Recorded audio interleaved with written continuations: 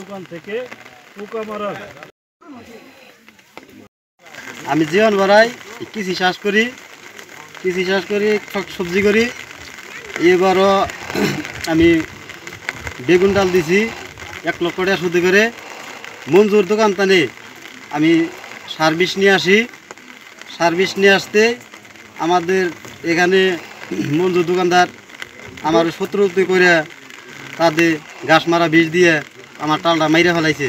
বেগুনের জোয়ার আছে, বেগুন অনেকটা হইতো 5-6 লক্ষ টাকা আমি বেচানি করতাম। এটার জন্য আমার সব মাইরা শেষ করে দিছে।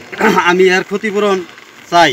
মঞ্জুর দোকানদার বিষ দিছে আমারে। আমি গেছি ঢাকা, ছেলে অসুস্থ ঢাকা, ওরা কাছে ফোন দিছে সব না দিয়েছে বাচ্চা গরম হইতেছে। আমি উঠে পুরা ছিঁড়ে মিড়ে ছিঁড়ে কেন বলে আমি জানালা বাইনে জমগা মায়ের যাহা বাইনা না যাবেন আমি জমগা বাবা, আমি এনে অসুস্থ দেখতেছি।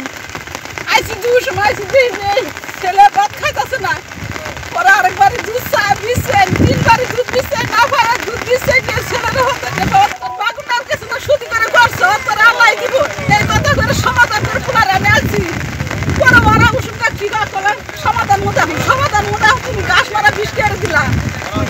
আমার তোমরা যে মূর্খ, তোমরা তো শিক্ষিত, তাহলে তোমরা কি তোমার না বলে এই বিষটা নিয়ে তোমরা গাছ মারা বিষ নিয়ে না ওরা ছেলে 5টা পুনাই নিয়েছে। আমার এক চিকেন আমার এক চিকেন বাচ্চা দাঁত থেকে দিয়ে হাড় হস্টু এই পুরা ছেলে হাড় হস্টু গো বাবা তোর পাও ধরে তুই চিকেন পারিস না তোর আল্লাহ দিব ইয়ার মধ্যে ধরে বাবা শুনবে একটু করে হয় মন্দির কল গাছের পরিবর্তন দিব পরিবর্তন বাবা তুমি চাই না তোমরা দোয়া করে দিবা আমার পুরাই দেন আল্লাহ দেন তাও দিন দে চাইছে পোকা বিষ দিছে গাছ মরা বিষ।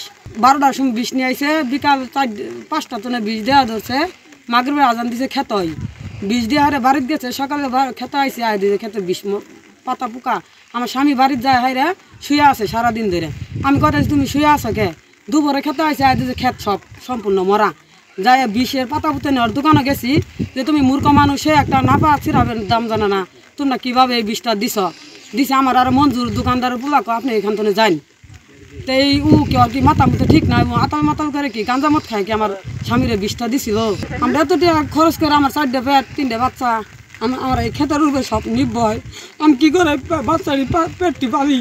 আমি কবার গেছি আর কালকে ওরা সবাই আত্মীয় স্বজন নিয়ে বিচার পাইছে। আমার 2টো বাসুরের আরও দাঁড় পাইছে, অক্কাইটে দিবা আছে ঠেঙ্গে টুটির মধ্যে সি মারছে।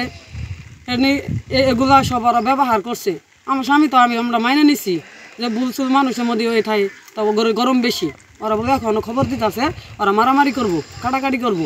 দেশের ক্ষেতটা মনে করলেন 6 মাস বাগুন বেচতো, এখন বাগুনের দাম 2000 টাকা মূল। তাহলে সে 6 মাসে কত টাকা বাগুন বেচতো? 1 বিঘা জমিন তোলায় সে কমপক্ষে 10 মিনিট করে বাগান তুলতো। 4 দিন আর বাগান তো সপ্তাহে 2 টাকা করে তোলা দিত। সে অনেক টাকা ইনধার করে এই ক্ষেতটা সাজাইছে। সে ক্ষেতটার মধ্যে আগে শত্রুতা বললে ক্ষেতটা ঘাস মারা বিষ দিয়ে ক্ষেতটা নষ্ট করে দিচ্ছে। এই সংসারটা হাজার 4টা-5টা পেট গরিব মানুষ কামাই রোজগার করবো নাকি কত কষ্ট করে করলো। এই রোজগারের জন্য মঞ্জু ধরদার কোন শত্রুমি করে এই আবাদটা ধ্বংস করলো।